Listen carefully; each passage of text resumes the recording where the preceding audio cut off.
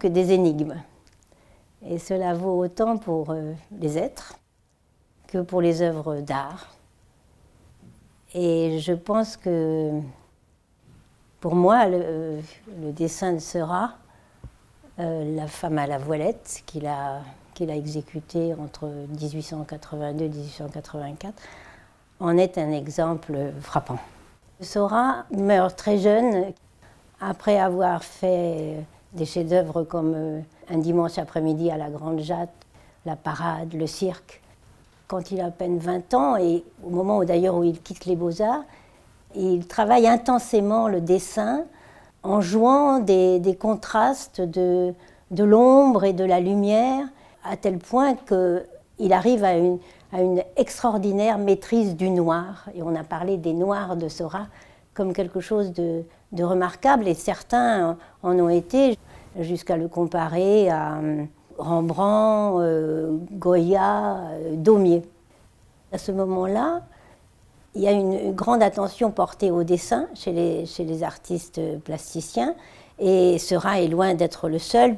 Par exemple, il y a Odilon Redon, et il y a les monotypes de Degas, mais il apparaît que Seurat témoigne d'une telle économie de moyens, et moi je parlerai plutôt du dépouillement essentiel de ses dessins.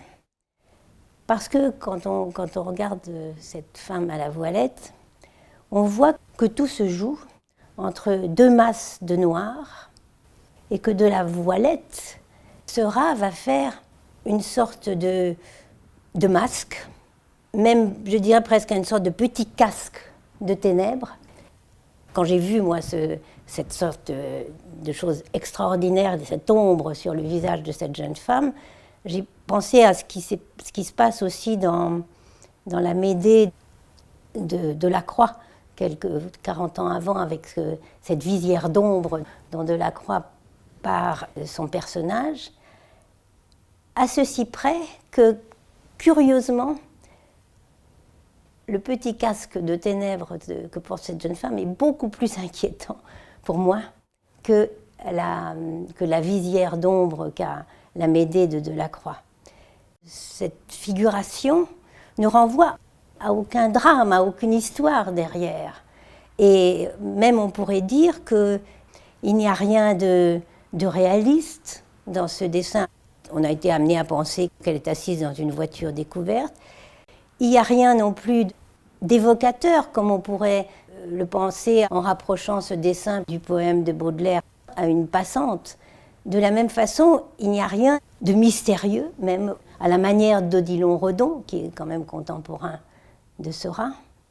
Je suis frappée néanmoins par l'intensité, l'extrême intensité qui ressort de ce dessin, et l'énigme est là, dans le fait que ce dessin, cette frêle silhouette, s'impose comme une sorte d'incroyable centre d'énergie, comme une sorte de centre de gravité qui tient tout l'espace autour de lui.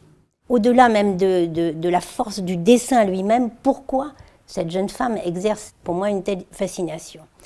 Il me semble que ce centre de gravité, c'est en quelque sorte l'obscurité du désir dont cette jeune femme me paraît tout entière habitée.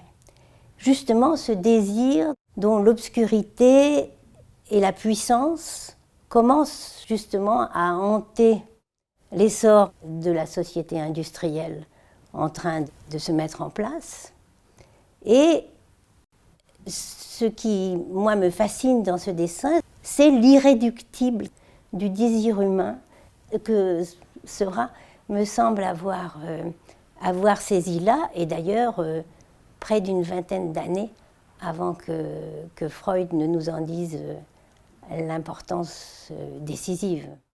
Comme si ce dessin nous incitait à reconnaître dans le désir une sorte d'équivalent de cette matière noire dont on connaît l'importance mystérieuse dans la marche de l'univers. Un jour, en parlant du désir, Breton a cette expression, cette image splendide, il parle de l'infracassable noyau de nuit. Moi, il me semble que ça pourrait être presque le titre de ce dessin.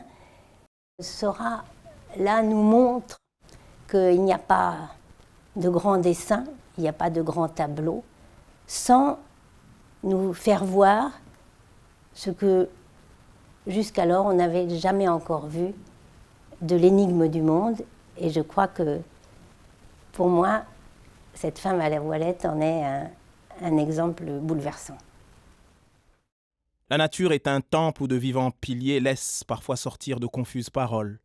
L'homme y passe à travers des forêts de symboles qui l'observent avec des regards familiers, comme de longs échos qui de loin se confondent dans une ténébreuse et profonde unité, vaste comme la nuit et comme la clarté.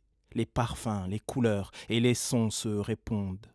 Il est des parfums frais comme des chairs d'enfants, doux comme les hautbois, verts comme les prairies, et d'autres, corrompus, riches et triomphants, ayant l'expansion des choses infinies, comme l'ambre, le musc, le benjoin et l'encens qui chantent les transports de l'esprit et des sens.